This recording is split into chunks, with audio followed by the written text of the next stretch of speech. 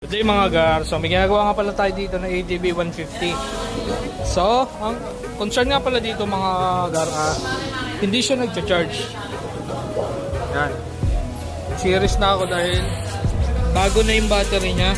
Dahil nag-series na ako, nalulobat lang. So, start tayo.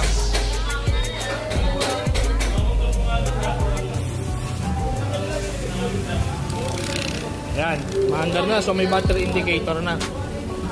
Yung kanyang reading ng voltage hindi tumataas. So yan, umaandar na yan.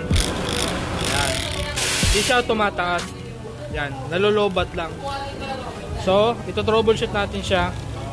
Yun, tignan natin kung anong problema. A few moments later. Okay mga gar, so tapos na nga pala natin gawin yung Honda ADB. So, yung problema sa charging, ayan. So, okay na. Chinek lang natin yung mga electrical niya. So, all goods na. So, check natin kung nag-charge pa.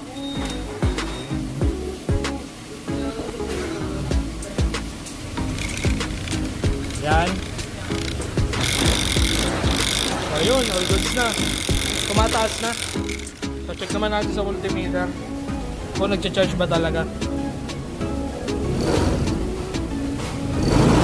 Ayun, all goods na. Yan.